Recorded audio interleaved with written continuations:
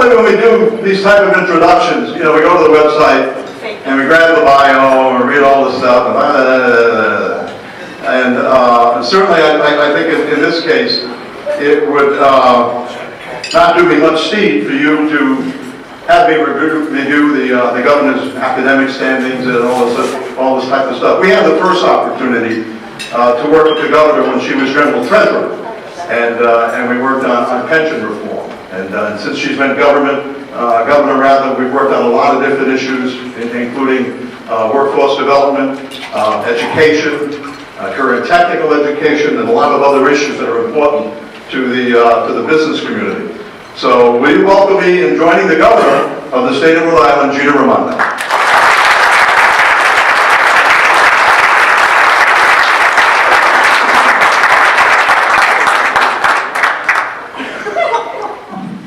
Good morning, everybody. Good morning. Spring's finally here. Fantastic. Anyway, thank you for having me this morning, and it's a pleasure to be with all of you. I want to recognize Brian Newberry. I didn't realize you were so lucky, Brian. That was good. Very good. Mayor Lombardi is here. Mayor Murray is here. Town Manager Allman from Lincoln is here. I just saw Megan Hughes, President of CCRI. She's doing a fantastic job at CCRI with workforce training and the Promise program. And all of you who are here, thank you, everyone, for being here. I will say, working together over the past handful of years, we really have made a huge amount of progress for this economy, and I primarily want to thank all of you for your engagement. I will say, as I look around this room, you know, we have the CCRI team, and we're working hand in glove with so many employers to train people, so thank you. I see Dave Shenevert and the crew from manufacturers. We've done so much together, and we're just getting started. But making it easier to be a manufacturer, training people, easier to buy equipment, investing in Davies, investing in career technical education. So thank you guys. Amica, Fidelity, so many companies who are here who have stepped up and helped us, whether it's with our computer science in schools program or job training programs. Thank you. Real Jobs Rhode Island, you know, thank all of you for participating. The good news is it's working. You know, it's starting to work. I think you can see it. You can feel it. You can see cranes in the sky. You can see the economy picking up. You can see our roads being fixed, and that's a good thing. You know, I grew up just down the road in Smithfield, and when I was a kid, when I think about Rhode Island, in my mind anyway, it was a vibrant place, mostly for manufacturing, but other things too. But it seemed like there was an opportunity for everybody, mostly manufacturing, a lot of it in jewelry. And then for a long time, we just were in a slump. And now we are making our comeback. In 2014, we had the highest unemployment rate in the country, #1. The unemployment rate in the building trades at that time was over 20%. 2012, it was almost 25%. And you guys decided, you know, you wanted to do better, as did I. And I'm very happy to tell you that last year, our unemployment insurance claims were the lowest they've been in 50 years. Our unemployment rate is at or below the national average, which hasn't been the case in a long, long time. And, you know, the Journal reported recently that we have the most jobs at any time in the past 10 years in Rhode Island. And Business Insider, which is a ranking, you take all these rankings with a grain of salt, but in 2015, it ranked our economy 36. The other day, they came out and ranked our economy #9. Top 10 economy in America. Now, the reason I like that ranking is because they put the greatest emphasis on wage growth. And we had the 3rd highest wage growth in America last year. So, not only are we creating jobs, They're decent jobs, good jobs, jobs you take care of your family on. You know, you were just talking about the Paw Sox, and by the way, I'm a supporter and hope that that happens. And it's spring, so we use baseball. I think we're in like a third or fourth inning of an economic comeback. There's a lot more work to do, but for the first time in a long time, the wind is at our back. Which means we, the people in this room, have to keep the pedal to the metal.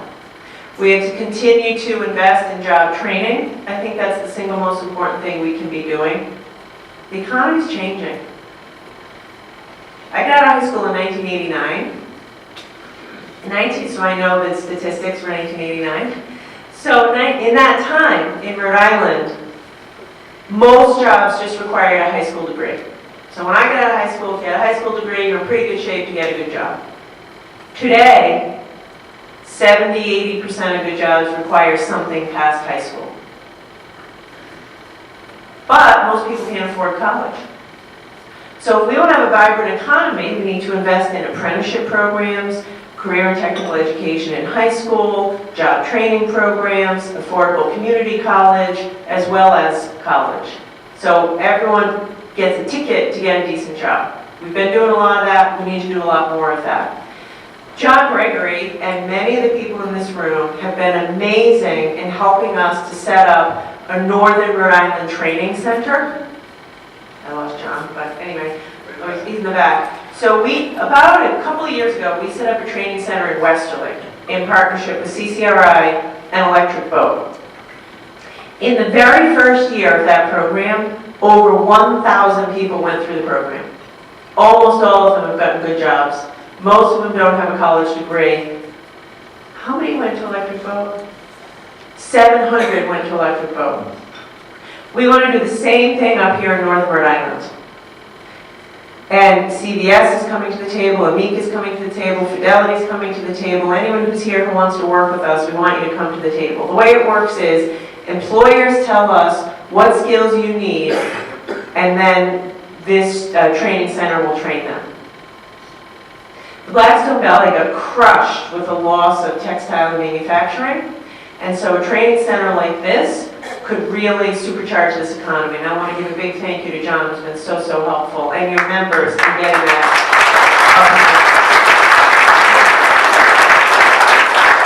We've also been working really hard to make it easier to do business, e-permitting, and a big shout out to the mayors and town managers who are here. We have almost every city in town finally on e-permitting. We've been cutting red tape, getting rid of regulations. It's like we need a giant weed whacker to go through this stuff and just get rid of all the regulations that no longer make sense. But we're doing it. We're doing it, and we're going to continue to do it because I continue to hear from you it's still too hard and bureaucratic to do business, so we want to listen to that and continue to make it easier to do business. The main focus for my administration is the school building effort. So, I don't know if you saw, but a week or two ago in East Greenwich, in a public school in East Greenwich, the ceiling fell in on kids at gym class. That's East Greenwich. You know, people say, oh, this is a Providence, Pawtucket, Central Falls problem. Not true.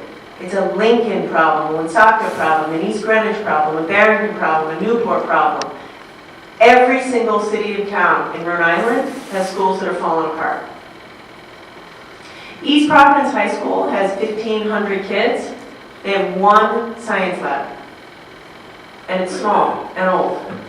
So here we are saying we want to prepare kids for jobs of the 21st century, and not everyone can even use a science lab in high school. So I have before the Assembly, it's a bold proposal. It's because we need it. It's a proposal to invest $1 billion over the next 5 years with our cities and towns to rebuild our schools. It has to happen. The longer we wait, the more expensive it is. It's actually a lot like our roads. By the way, right now we're wasting a lot of money. I was in Pawtucket, I don't know, a few months ago. It was a cold day, remember that cold snap? And I went into the school and they showed me the boiler system in the basement. The boiler is 100 years old. Now I didn't quite believe it, so they showed me the stamp on the boiler. It really is 100 years old. And here's, newsflash, it was broken. And if you looked out into the playground where the kids are supposed to be having recess, there were big red, like tractor trailer trucks. What do you think was inside the trucks? Temporary boilers. $150,000 a month. Band-Aids. Waste of money. We are wasting millions of dollars a year when what we should be doing is investing to get a new boiler system, to rebuild the school, to rebuild the leaky roofs, to invest in science centers, to invest in computer centers, to give our kids a chance to get a decent education. And by the way, we'll put a whole lot of people to work doing it. I want to say one thing here. Every single city and town will benefit. So like right now, Lincoln, I'll pick on Lincoln, gets about a 35% match from the state. Under this proposal, you have the opportunity to go from 35% to 55%. Why do I say that? Because there's a misconception that only the inner cities are going to benefit from this program, and it's actually the opposite. The cities and towns that have the lower end of the subsidy from the state now have the greatest opportunity to gain more. And it's an incentive system.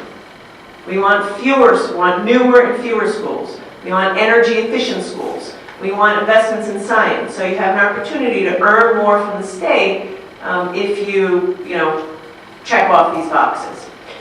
So I hope this happens. It's before the legislature now. Ultimately, it'll have to go on the ballot in November.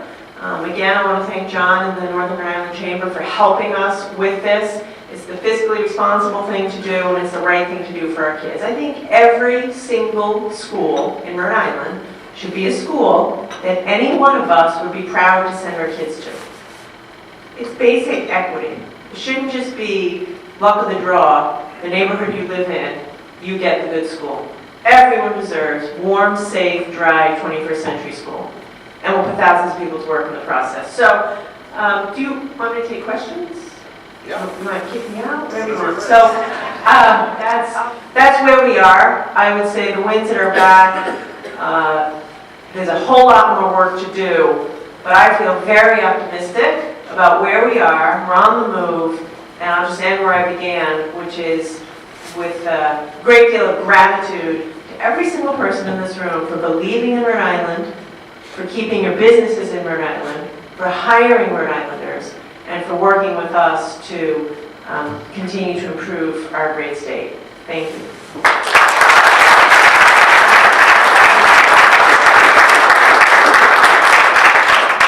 Questions for the governor? Yeah. Hi, my name is Chris. I'm a Lincoln town resident. I want to know what are you going to do about ensuring that the school projects, as well as other public projects, abide by the Rhode Island general laws, specifically regarding public bidding to allow our local small businesses a chance to compete for the work? And what are you going to do about current and recent projects that have not abided by those laws? So I'm happy to talk to you separately if you think there are any projects where that has been a problem, because that's not okay. Some of those decisions are made by the town, and if that's the case, then we'd have to talk to the town or the town manager. But here's what I think. I would like to give a preference to local companies, period. We ought to give a preference for Rhode Island-based vendors. Now, that doesn't mean you give it to a local company if they're unqualified, but that's never the case. Just a chance. My own opinion is they should have more than that. Part of the reason I'm so focused on rebuilding roads and bridges and school buildings is because that buoys the economy when the private sector has dipped. We saw that in Massachusetts. During the recession, Rhode Island got absolutely crushed. And I told you, the building trades, 25% unemployment rate in building trades in 2012. Just think about that for a second. Plumbers, pipe fitters, carpenters, iron workers, architects, these guys were out of work for a year or more. That didn't happen in Massachusetts. Now, they have a bigger economy, more diverse economy, different economy. But a big part of the reason it didn't happen is because they kept building schools and fixing roads and fixing bridges and preferencing local vendors. And I think we ought to do the same thing. Other questions for the governor? Did you cover everything that you wanted to hear? Could you talk a little bit about the supply RI as something that means for small business? Yes, I'm sorry. So many questions about that. I stole my thunder, that's okay. Are you going to talk about it? So I'll be brief and then we'll thank No, you. no, I'm just going to brag for a second. Yeah, go ahead. I should- No, the concept behind it actually started at a Rhode Island Chamber of Commerce coordinator with Common Secretary prior, so, all right, I'm done. So here's the concept. It's exactly right. This is totally true. As with all good ideas from my administration, they started at the Northern Rhode Island Chamber. The bad ideas came from another chamber. The good ideas came from the Northern Rhode Island Chamber. Anyway, so it's called, we just launched it. It took us 2.5 years to get it right. So it's called Supply RI. And show of hands, who's heard about this? Supply RI. Oh my God, okay, we have work to do. Here's the deal. The concept is to make it easier for Rhode Island's small companies to do business with our biggest companies and our biggest employers. Kind of to the question that the woman just asked. So we have like our biggest universities, our biggest hospitals, the state, cities and towns, big employers like in this room, you know, Fidelity, Amica, FM Global, CVS. If you're a little company, it's hard to do business with these big companies. And I'll just, you know, just because, you know, there's RFP processes, they have to have qualified vendors, it's hard to know who to call, it's just hard. So Supply RI is an initiative being run out of Commerce. We just launched it a month or so ago, which just makes it easier to connect little businesses with big businesses to do business. We're going to have a pre-qualified database of small Rhode Island vendors so that the bigger companies, if they want to buy furniture or insurance or find an architect or whatever, they can go to this database and there's pre-qualified vendors who are Rhode Island based and they can just pick one and buy from them. This has happened in other places. Minneapolis, Minnesota did it, other places. We think we can move about 3% of the purchasing of these big companies to Rhode Island businesses, which is hundreds of millions of dollars of purchasing and hundreds of jobs. So I'm really, really excited for it. All joking aside, it did come out of a working session with John and his team a few years ago. And I think it's great. It's like Rhode Islanders helping Rhode Islanders. We know our Rhode Island local companies are every bit as good and capable as any other company. We're just trying to make it a little easier to do those connections. And we're already off to an incredible start.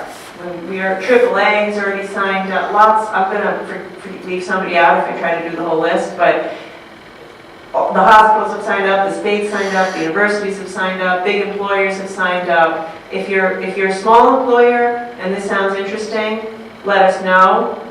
If you're a big employer and you haven't signed up yet, let us know. This is a surefire way to create hundreds of jobs by supporting local Rhode Island companies. Thank you. Any other questions? If not, yeah. Ryan? Governor, back to the school improvement program. Yes. How can we ensure that the schools that need the most work, the most rehabbing and whatnot, how can we ensure that they get their equal due in terms of the funding versus schools that may not need it as much? You know, I go into Hope High School and I am appalled by some of the conditions there until I go into Mount Pleasant High School and see the seaports. And then I say to myself, okay, so they're going to have this school initiative program. How do we know that classical won't get more than their due when compared to, say, some of these other schools? Yeah, it's a good question. So the way we've modeled our proposal very much on the Massachusetts School Building Authority, because they have years of success. And so we studied what they've done, and we're taking a page out of their book to do it here. So the good news is we're not winging it. Like, it's been working there for 10 plus years, and we're trying to do a similar thing. A couple things. The reason we're proposing $1 billion is so that it's enough so nobody is left behind. So that it's enough to get every school to a place where it's warm, safe, and dry. And then secondarily, the legislation and the regulations will set forth a pretty rigid criteria of how you get the money. There's a maintenance requirement. That's another issue. You don't want to build in schools that are not maintained. And there is a focus on making sure that the worst schools have enough money to be rebuilt. There is also an incentive for consolidation. Now, the state should not and will not tell cities and towns which schools to consolidate and whether they should consolidate. That has to be done on a town-by-town basis. But I can tell you, like in the city of Warwick, there are many schools that are half-empty, and they are falling apart. So instead of rebuilding 3 schools, it might make sense for them to get rid of all 3 and have 1 new school. They did that successfully in Newport with the Pell School. So anyway, there's plenty of flexibility for cities and towns, and a lot of the regulatory framework we're taking from Massachusetts to address some of the issues that you raised. David? Governor, the school program, I think everyone in this room would say it's very important to the state for our children. 2 points. One, Davies Vocational was not part of that program. Yeah. And that's a concern that I have relative to vocational education. And the second, I think the emphasis I've heard from a lot of our members is the maintenance of the schools once this bond is passed, that how do we enforce that on a regular basis? Yeah. By the way, you're right about Davies, and you guys brought that to my attention. We're working on a plan to fix it, and we'll work with you to do that. It was a loophole that we didn't catch, but we will take care of that. There's an ongoing maintenance requirement required in order to keep getting the money. And again, it's what we've seen in Massachusetts, and we're going to enforce it because we have to. Because a lot of the reason that we're in the reason we're in the mess we're in is because our schools are old. But also there's a maintenance requirement. I will say this. Massachusetts has done 7 statewide school building bonds in the past 10 years. 7 in 10 years. Rhode Island has done 0 in 20 years. So we've ignored the problem for too long, and that's why we're in the ditch that we're in and why we got to get to work. And maintenance is absolutely a core component. Governor, I actually probably went to that science lab in East Providence High School as I graduated from there in 1973. But it was state of the art at that time. They want the fraud, right? The Bunsen burners you use, they're still using. Okay. But there are a couple of questions that I have, having been a former mayor and councilman in that particular city, is how do you hold elected officials' feet to the fire when it comes to that maintenance portion? And on my second question goes to the gentlelady from Cumberland, as it relates to getting small businesses involved in these bigger projects. We seem to always have because I hear it all the time, project labor agreements basically keep small businesses out of the contracting side of it. So that is a concern on both ends, on building, maintaining, and then bidding. Yeah. So look we will work with you in the implementation of this in order to make sure we get this right. I will say that. I will commit to that, and you can help me make sure of that. The number one reason to do this is because our schools are falling apart. It's not fair for teachers and for our kids. The number two reason to do it is because if we do it right, we can put a lot of Rhode Islanders to work for a long time. So the answers to all of these questions are in the regulations, which we will put forth when we create the school building authority after people pass the bond, assuming they do. And I will commit to you to working very closely with you to make sure we get it right so that Rhode Island companies get, as I say, I think they ought to get a preference, but to your point, at the very least, a level playing field to compete. Can we do small business set-asides? I don't know. Because we do it on a federal level, Yeah, where we could look into it. I don't know. and on the small business set-asides, Governor, it really ensures that a small business is going to get that, if it's painting or maintenance Right. or what have you. So from a federal perspective, we do it either from an 8A, which is a minority firm or women-owned firm, but there's a percentage of all contracts that must be small business. That's interesting. And then there's a percentage of all that government is spending that must be set aside for small business. So it may be an opportunity to, I love that idea. Oh, I don't know, but let's look into it. well, we have to work. Yeah, great. I would love to help. And thank you for fixing my science lab. By the way, I want to embarrass Mayor Lombardi for half a second here, or not embarrass, but call out his leadership. There are some cities and towns that are really taking the lead on this, and North Providence is one of them. And he had the, I guess, courage and foresight to put a school bond on the North Providence ballot a year ago. And it passed by 75%. And I was with them just the other day at the groundbreaking. So thank you, Mayor, for doing that. And to me, if you get 75% of voters to vote yes on anything, besides the fact that they love their mayor, it shows people want this. And that means if we can look at that, I think you see the same thing at the statewide level.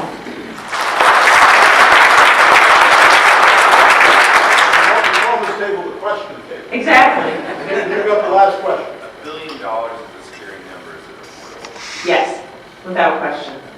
So if the treasurer were here, he could take you through in great detail precisely why it's affordable. It's $1 billion, but I'll chunk it down and I'll give you the 10-second version. That some of that's from the state, some of it's from the cities and towns. It's over a multi-year time period. And we have figured out how, there's a lot of debt coming off the state's books. So we've matched up the amount we're putting on to the amount we're taking off, and it's a fiscally responsible number. Lots of times when I talk about this, people raise their hand and say, that's not enough. Just a week ago, I was in Warwick, and they said, we need more. And this was which is probably true, but we can do this again in 5 or 6 years. Like you said, Massachusetts has done 7 in 9 years. This is the responsible number for today. Also, interest rates are still low. I know there's some bankers in the room. You can get your crystal ball out and tell us if and when interest rates are going up, but it's still a really good time to borrow. Thank you, everybody.